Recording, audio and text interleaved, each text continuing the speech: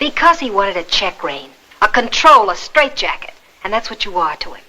Because he's a little afraid to be himself. Ava Gardner didn't just enter Hollywood, she detonated inside it. One glance at her and the entire studio system shifted, as if MGM suddenly realized they'd been operating without oxygen until she walked in. She was danger wrapped in beauty, a Southern girl with fire in her veins and wounds she never let the cameras see. Directors adored her. Actresses feared her. Men powerful, married, wealthy men lost their minds over her. And when Frank Sinatra fell for her, he didn't fall gracefully. He fell like a man crashing through his own reputation, his marriage, and half of America's goodwill, all for a woman who wasn't sure she wanted to be saved. But Ava's rise didn't begin with Sinatra. It began with a moment so unlikely, so accidental, it could only happen in old Hollywood, a single photograph in a New York shop window that changed everything. And that's where the real story begins. Ava Gardner never planned on being discovered. Hollywood simply collided with her. The moment her brother-in-law placed her portrait in that New York shop window, fate shifted. Studio scouts didn't see a girl, they saw a revolution waiting to happen.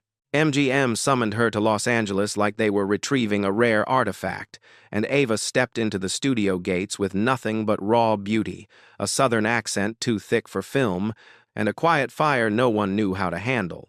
Speech coaches tried to tame her voice. Acting teachers tried to mold her presence. But Ava was untamable, and the studio system realized early, you couldn't shape her into a star, you could only watch her become one.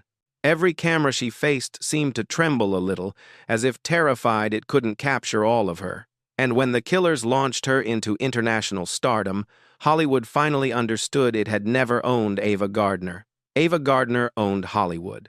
Mickey Rooney, the first man to learn she couldn't be controlled.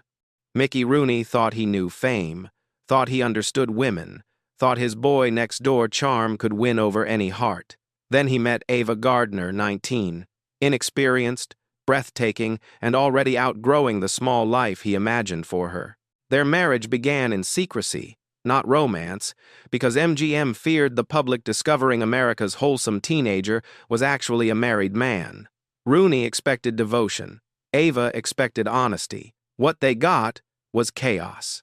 Hollywood whispered about Rooney's gambling, his affairs, his inability to take anything, especially marriage, seriously.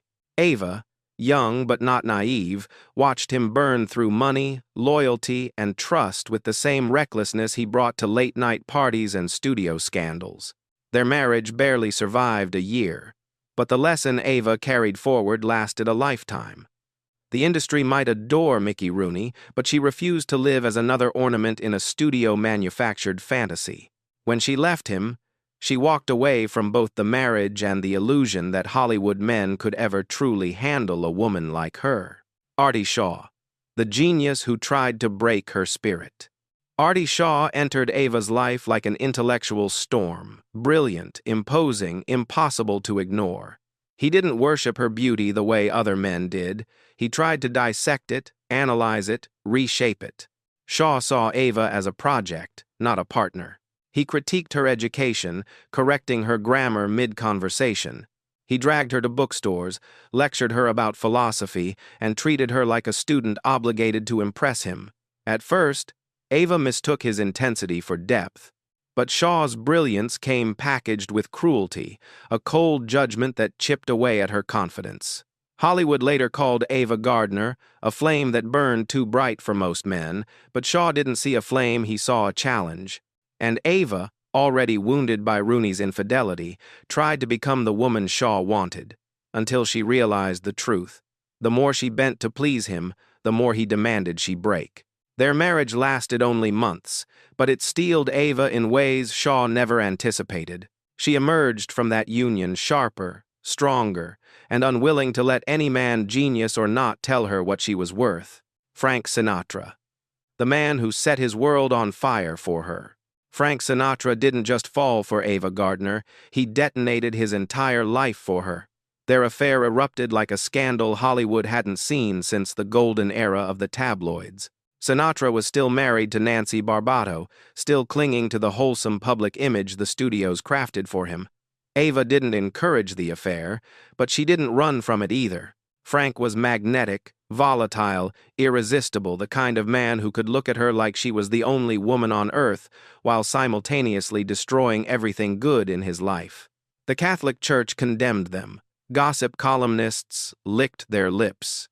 Sinatra's career plummeted. Contracts vanished. Friends distanced themselves. And yet, through all this, Sinatra kept saying the same thing: she's worth it.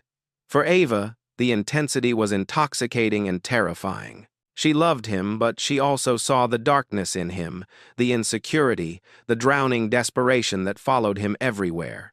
Their marriage in 1951 didn't calm the storm. It amplified it. They fought with a passion that bordered on violence, reconciled with a tenderness that felt like salvation, and lived in a cycle of devotion and destruction no ordinary couple could survive. The Oscar he won because she saved him. Frank Sinatra's comeback is still one of Hollywood's favorite legends, but few people know the truth.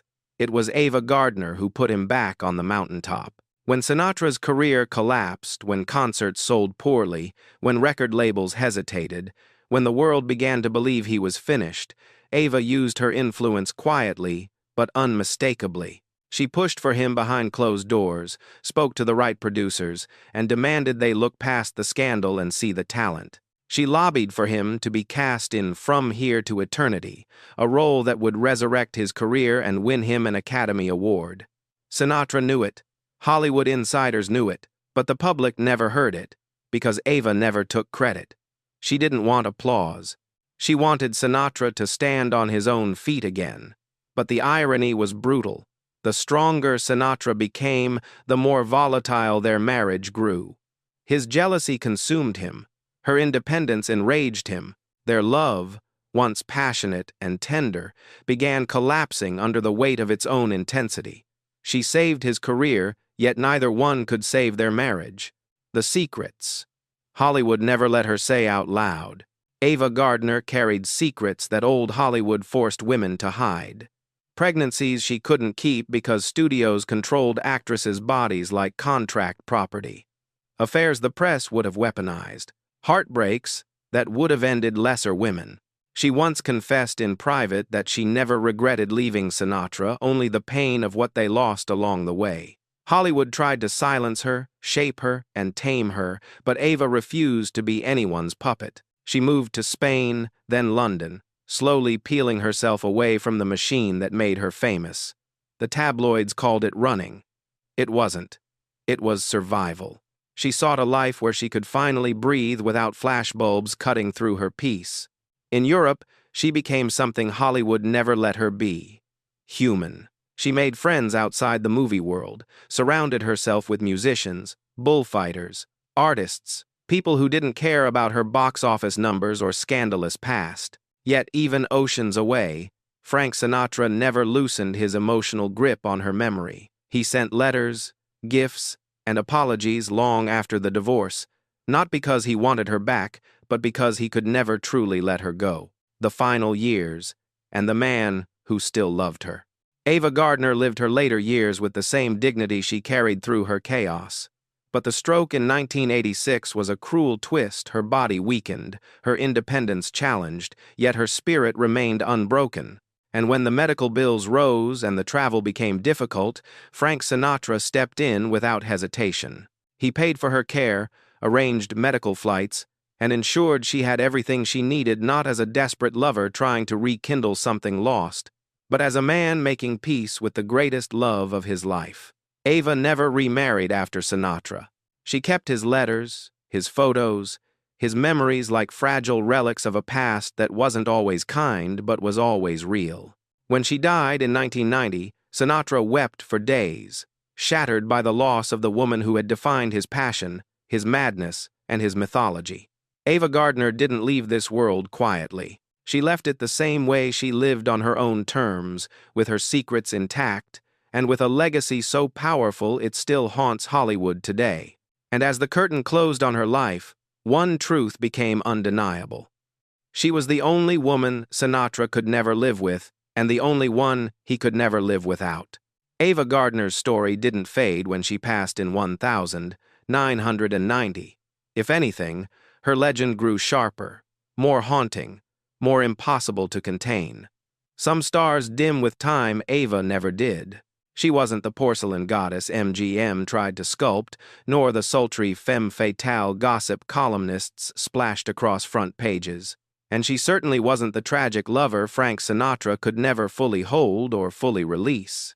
Ava was something far more profound, a woman who lived with ferocity in a world determined to tame her. In an era when studios dictated every breath, a star took. How she smiled, how she spoke, who she loved, Ava committed the ultimate rebellion. She chose to belong to herself. Her relationships fascinated the public, but the true story was never the men, it was the evolution they forced upon her. Mickey Rooney showed her the recklessness of youth. Artie Shaw revealed how brilliance could become cruelty in the wrong hands. And Sinatra, he exposed the beautiful agony of loving someone who could lift you higher than heaven one day and leave you shattered the next. Each heartbreak was a lesson, each scar a refinement. Ava didn't crumble under them. She sharpened.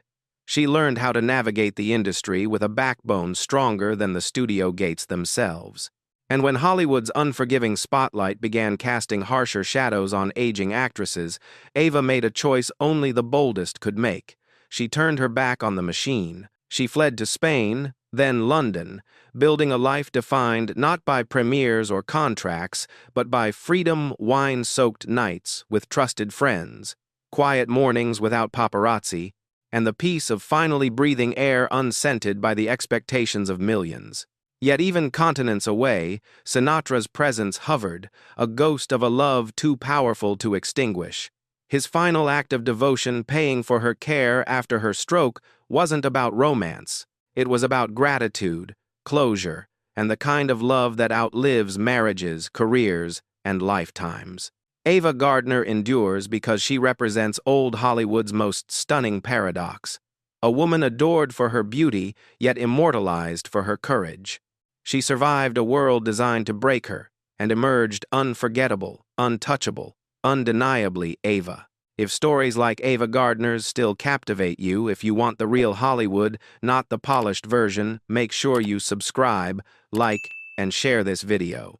And trust me, there are more untold stories waiting for you. Hit that notification bell so you never miss the next chapter.